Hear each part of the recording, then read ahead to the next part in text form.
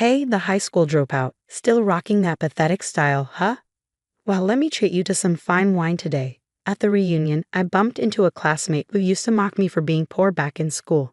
Despite us both being grown adults now, the moment he spotted me, he unbelievably held his wine glass over my head and poured the wine all over me. The rich aroma clung to my entire body, leaving me feeling terrible. How about that? Bet you're thrilled to get a taste of the high life, high school dropout. This guy hasn't changed one bit since those days. I was beyond angry, filled with disappointment. I've made up my mind, decided about what I declared something ruthless to the classmate who mocked me. Then his eyes widened, and his face turned pale rapidly. Well then, let's start my counterattack in full. My name is Kevin.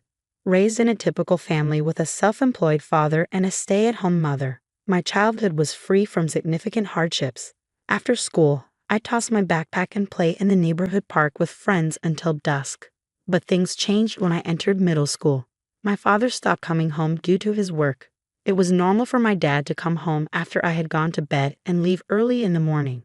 I just assumed it was normal for him not to be around much. But on his rare days off, he did try to provide some family time, like going for drives nearby or taking us to amusement parks. And then it was just my mom and me. Mom, are you okay? One late night as I got up to use the bathroom, I saw her sighing repeatedly while looking at the household budget book. Yeah, I'm fine. You don't have to worry about anything, she said with a smile. But her face was visibly worn. Lately, there had been changes at the dinner table. The number of side dishes had decreased, and the fruits that used to be a staple were now gone. The lunches she packed for me each morning also changed, mostly just plain rice with a small amount of pickles or simmered dishes. One day, Brad caught sight of my meager lunch and started picking on me. Your dad ran off in the night, leaving your family behind, didn't he? I heard it from my dad. That's why you bring such lame lunches, right? It's hilarious, he said, laughing with his cronies. I was so angry I almost lashed out, but the image of my mom's smiling face came to mind and I clenched my fists to hold back. I don't want to cause trouble for Mom. Brad was the son of the president of Bradley Merchandising, a well-known food company in the area, and was seen by teachers as a model student due to his good behavior. In reality, however, he was a terrible guy who used his father's status and connections to bully others. If anyone stood up to him, they became his target. Fearing this, my classmates gradually distanced themselves from me, turning a blind eye to how I was treated. Encouraged by this, Brad's teasing only escalated, and finally, I reached my breaking point. It was lunchtime as usual. I sat in my usual spot, a secluded corner of the staircase, eating my lunch. Hey, who's Kevin? Brad yelled. Yo, Brad, I replied. Brad approached me with a sneering smile. I usually ignored him, but he didn't like that and took an unexpected action. Typical peasant's lunch looks as bad as ever, he said, reaching for my lunchbox. Hey, what are you doing? I impulsively knocked Brad's hand away. Ouch, you sorry, but he suddenly reached for it. Then Brad snatched my lunchbox and slammed it onto the floor. The rice and leftover meat and potatoes from last night scattered in a sad mess. I pictured my mother's sad face. What the heck are you doing? I shouted, grabbing Brad by the collar. Think you can hit me? You know what'll happen if you do, he said with a smug look, seeing his triumphant face. I lost all restraint. Before I knew it, I was on top of Brad, his handsome face red and swollen, his lips split. Both of us were breathing heavily. You'll pay for this. Brad's voice trembled. Hey, what are you two doing? A teacher from student discipline, alerted by the commotion, yelled fiercely and dragged us to the guidance office. I'm so sorry, my mother said, her face pale, bowing repeatedly. This is unacceptable, causing such a disturbance at school. The teacher with a characteristically shiny face and bulging eyes scolded us. No matter how many times I explained, the teacher wouldn't listen, instead fully believing Brad's fabricated story. Brad, as if nothing had happened, vilified me as a violent person. Being the son of a well-known local businessman, he was untouchably supported, facing no consequences. Faced with this blatant injustice, all I could do was endure. After the hellish guidance session, as my mother and I were leaving, the teacher spat out at me. I'm worried about what kind of adult you'll become, always resorting to violence. Can you even become a decent person? Just you watch. But our life became increasingly difficult, with my mom's part-time job not enough to make ends meet. Despite the violent incident with Brad, my mom believed in me to the end. Always kind, my mom was someone I didn't want to burden any further. So with a sole desire to ease her burden, I decided not to pursue college and instead chose to work. Decades have since passed, days whizzing by, seasons changing rapidly, and society evolving at a dizzying pace, brimming with new conveniences. Before I knew it, the familiar streets had transformed, and my bitter, dark adolescent years seemed to fade into the distance. It was around this time that I received an invitation to a middle school reunion. When I saw that letter, the image of Brad's sneering face came back to me. He would undoubtedly be there. Honestly, I wasn't keen on going, but we were all grown-ups now. Surely he wouldn't start anything petty. With that thought, I decided to attend. "Hey Kev, long time no see. You look good." Being called by my nickname by a classmate felt like I was back in middle school. While many had drifted apart after the violence, a few classmates who remained friends through it all were there, and he was one of them. "Man, you've aged a bit, haven't you?" he said, patting his protruding belly. "You too." As we shared updates and reminisced, a familiar voice rang out. "Hey, you're here too, huh? Wow, Brad, that's you." He seemed quite drunk and was in high spirits. "Brad, you okay?" I was surprised at myself for expressing concern. But Brad, glaring fiercely, retorted, "A bottom feeder like you worrying about me?" I hadn't fallen that low. "Listen up," holding a wine glass, he boasted. "I run Bradley Merchandising. It's wise to stay on my good side." He laughed arrogantly, then peering into my face, he exclaimed, "Hey, the high school dropout, still rocking that pathetic style, huh? Well, let me treat you to some fine wine today." And with that, Brad held his wine glass over my head and poured the wine all over me. The surrounding crowd went silent, staring at us in a scene of total chaos. The reunion was completely ruined. The rich aroma clung to my entire body, leaving me feeling terrible. How about that? Bet you're thrilled to get a taste of the high life, high school dropout. He hadn't changed a bit from the times he used his privileged position to cause trouble. I was beyond angry, filled with disappointment, all my secret hopes shattered. "Brad, have made up my mind, decided about what to do." To Brad's mocking face, I delivered a stark announcement. "You're fired." The room fell silent for a moment. "Fired? What's that supposed to mean? High school dropout? Can't even speak English?" Brad asked, clearly baffled. But I said seriously, "It means exactly what it sounds like." The crowd began to murmur. A former classmate tapped my shoulder and asked a question that seemed to float in everyone's mind. "So what do you do now?" "I currently work at a food company as renowned as Bradley Merchandising." Wiping my head and face with a handkerchief I took from my pocket, I started explaining. "I'm in charge of corporate acquisitions, and I'm actually working on acquiring your company as the next president. You should know this better than anyone." "What? What are you talking about?" Brad, trying to act tough, had his lips twitching and sweat on his forehead. "President Johnson should have officially contacted you about this, right?" "Johnson? President?" Brad's face turned completely pale. "Yes, I work for Johnson Merchandising, a company my father is the president of.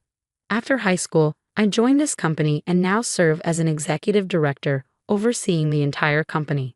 Deciding not to pursue college and instead work was tough, as there were hardly any companies willing to hire someone with only a high school education. I couldn't afford to be choosy anymore. I applied for any job I could find and ended up working part-time at a logistics warehouse. However, the barrier due to my lack of education was thicker than I imagined. Once people learned about my educational background, their attitudes changed, and I was never considered for permanent employment. Would my life end just as a factory Tim, lost in despair? I was returning home from work one day. When I encountered the unexpected, I arrived home to find my father, whom I never thought I'd see again. He looked much older, with white hair mixed in. Despite his weak smile, the sight of him brought a surge of anger, thinking of all the hardships we endured. "You just waltz back now. You have no idea how much we suffered." Then my father tearfully apologized. "I'm sorry, honey Kevin. I'm truly sorry. I was so focused on getting the company on track that I neglected you. No excuse can change the fact that I caused you unnecessary hardship. I'm deeply sorry." My mother and I, without a word, just stared at him. "I'm not asking for your forgiveness, but I want to at least apologize to you both in some way," he said. The house was completely silent. Eventually, my mother spoke up. Regardless, I'm thankful you've come back. Things might not go back to how they were, but I do want to try and rebuild our family little by little. But there's a condition. What is it? My father asked. Give this boy a full-time job at your company, my mother said, surprising me. Kevin has been working hard since he decided not to go to high school. He should be enjoying his youth like others his age, but due to his educational background, he struggled to find a full-time position. My mother's face was serious, almost frighteningly so. How much time had passed? I wondered. All right, my father said. Kevin can work at our company, but on one condition. He must take the GED. Understand? There was a sense of earnestness in my father's voice, his concern for my future evident, considering the circumstances. Having to give up high school to work, I stepped up from a factory temp to an employee at a renowned company. Of course, it wasn't easy at first. In fact, it was a continuous struggle. Being the president's son made me a target of envy, and I was often harshly criticized for even minor mistakes. Being new to corporate life, I struggled with understanding business etiquette and social norms. Sweating through every new challenge, my colleagues would just scoff, offering no help. I felt completely isolated at work. Despite this, I worked tirelessly, volunteering for menial tasks and responding earnestly to unreasonable demands from superiors. Seeing documents I worked hard on being thrown into the trash with a smirk, or finding my desk littered with trash, I often thought about quitting. It was disheartening to be judged through the lens of being the president's son. Despite all my efforts, what kept me going was my mother's presence. The mixed emotions she must have swallowed when she asked for me to be hired at my father's company must have been excruciating. For her sake, I had to meet the company's expectations. As I continued to work relentlessly, gradually, people began to recognize my efforts. Slowly, I was accepted as a team member, and this began to reflect in my work results. It possibly provided a healthy stimulus for other employees as the company's sales started to rise year by year. As a result of my hard work, I was recognized and promoted. From this year, I became an executive director entrusted with important tasks. I have been involved in negotiations for the acquisition of Bradley Merchandising, a company that had been on a downward spiral for several years. Kev, you've made an incredible rise through the ranks. Never thought we'd have an executive director among our classmates. It's going to be awkward just casually inviting you out now. My unexpected identity caused a stir among the crowd. But Brad, still in disbelief, insisted, "Stop lying. I don't accept such a tall tale." Well, it seems your dad, the president, didn't share much about the company's situation with you. It's not surprising you didn't know. But my father was going to make me president. About that, I said, my expression serious. My father instructed me to overhaul the entire management of Bradley Merchandising, from the president down. That's impossible. Brad's face froze. But I didn't have enough evidence to make such a drastic decision. Then I heard about the reunion and remembered. You were supposed to be the next president. I thought it wouldn't be too late to meet and talk here, but as I let out a breath, releasing the disappointment welling up inside, Brad, you hadn't changed at all. Still belittling and blaming others, still full of baseless confidence. That doesn't mean you can fire me. Come on, help me out. We're classmates, right? His attitude had changed drastically from his earlier arrogance, now desperately pleading. But I wasn't going to soften my stance over something like this.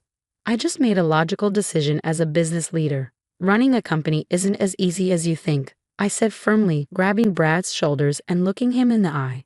I faced many challenges as the president's son, but I never gave up because this company was my only path. You had more advantages, attending a good high school and graduating from college. It's time you put in real effort for once in your life. Tears held back, my voice shaking as I spoke to Brad. But he just stared back in silence, not uttering a word. A month after the reunion, I stood in front of the Bradley Merchandising building with my father. Today, we'll officially proceed with the acquisition. I had confided in my father the day before, and after some reluctance, he agreed to my terms. We've been waiting for you, said the president of Bradley Merchandising, greeting us as he entered the meeting room, followed by his son, Brad. Bradley spoke of his intentions to have Brad succeed him as president. Now, about the acquisition, he prompted me to start the discussion. But Brad's behavior was appalling, far from what one would expect from a future president or even a professional. I raised my voice. Hey, Brad, are you even listening? This is about the future of the company.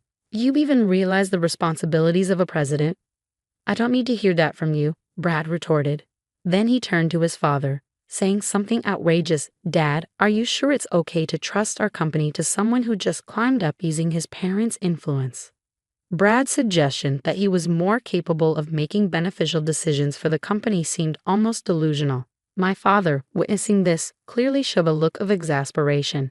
Even the usually stern face of Bradley grew more severe. Fool. What do you know about our company? He said, his temples throbbing with anger. Brad could only stare back with an expression I had never seen before. Bradley continued unabated by his anger. Kevin's right. Your attitude today is beyond disrespectful. Running a company is not a game. If you're not serious, then leave. Brad's voice was pitifully weak in response to his father's overwhelming presence. The president then stood up, facing us with a serious expression. I apologize for this disgraceful display. I've been too indulgent with my son, expecting him to become more responsible in the workforce. But I was mistaken. I never imagined he would behave so foolishly, especially in such a setting. To you, the executive director of Johnson Merchandising, and you, Kevin, I apologize for his many discordances. As a parent, I am truly sorry. My father then addressed Bradley. Your feelings are clear, Bradley. The once imposing figure of the food company's president seemed utterly diminished. Bradley, with a desperate look, continued, President Kevin, we need your help to save Bradley Merchandising. We no longer have the strength to continue on our own. If we come under your company's wing, I will step down from all my management roles, and the same goes for the entire board. But please keep our employees, our precious staff, without letting anyone go. With that, he bowed so deeply his forehead nearly touched the table. I looked at my father, who seemed deep in thought, his eyes closed. Dad, I murmured quietly. He nodded solemnly. Bradley, I began, yes, I see how much you care about your company. Given that, let's give you another chance to turn things around. Brad and his father looked shocked. Yes, a chance. If you genuinely care about your employees, there's still something to be done. We'll support you as much as we can. If that fails, we have no choice but to take over completely. Kevin, how can I ever thank you? Beside his tearful father, Brad looked completely drained, as if all the strength had left his body. I continued speaking, lancing between the two. I've always resented my father, I began, causing a look of shock in Brad. He neglected our family under the guise of work, forcing me to give up high school. I aimed to prove him wrong. But my mother, who suffered the most, forgave him. I still vividly remember my mother's resolute face when she chose to forgive. At first, I couldn't understand her. But now I get why she decided to forgive. She taught me the importance of it. I heard my father murmur softly. Kevin said, I am who I am today because my mother forgave my father, and recently, I finally felt like I can forgive him too. Bradley nodded in agreement, feeling as if pushed forward by an invisible force. I continued my thoughts. Everyone deserves a second chance. People become stronger by overcoming adversity, I said, turning to Brad, who was slouched back in his chair with a sulky demeanor. Brad, it starts here. Isn't this your time to step up? But I don't know anything about running a company, Brad muttered. I placed my hand on his shoulder. It's okay to start now. Work hard, and the results will follow, Brad, I reassured him. Brad looked at me, a faint smile on his face. For the first time after countless discussions, Bradley Merchandising agreed to a business partnership with Johnson Merchandising and began the path to recovery. Brad became the new president with his father as an advisor. Shedding the pride of being the son of Bradley Merchandising, Brad worked tirelessly to regain the trust of each business partner through humble visits. His transformation inspired the employees, and their mindset began to shift. The company, once complacent under the guise of a large corporation and marred by internal power struggles, saw employees stand up to the challenge. Sales put more effort into their work, and the administration focused on creating a welcoming environment for business partners. Brad notably enhanced working conditions by revising inclusive welfare policies and eliminating exclusive systems, contributing to a significant turnaround for the formerly struggling Bradley Merchandising. Encouraged by the changes in everyone, including Brad, the company's sales gradually climbed like ascending stairs. This year, we were even able to provide bonuses to all employees, albeit modest ones. Similarly, our company's performance improved significantly, and we've now reached a point where we can sponsor various advertising campaigns. The reunion became a catalyst for rekindling friendships with classmates, I reflected. Initially wary of Brad, they were now impressed by his transformation, sharing jokes and laughter. "Hey, can we drop the president title when we're off work?" I teased. "It's just a habit," Brad said, scratching his head in embarrassment. "Then at least call me by my old nickname when we're not working." I forgot what it was. "You used to call me that all the time." "Can't believe you remember that," Brad said, feigning exasperation. "All right, how about this? From now on, every time you call me president, you owe me a drink," I proposed with a smile. "That's a good idea." "Okay, Kev," Brad agreed, stopping in his tracks and calling me by the nostalgic nickname. "Thanks, Kev." Human nature tends to cling to negative emotions, and I've been no exception. I resented being looked down upon for being a high school dropout and felt bitter about my social standing. If I hadn't forgiven my father, I might not have reached out to Brad and others. Despite all the harassment from Brad, I couldn't give up on him. Remembering my own struggles, I realized that people who overcome hardships can face any challenge ahead. If you strongly desire to start over, you can change from that point. I plan to lead the company humbly, navigating the challenges of business with dedication alongside my valuable friends and colleagues.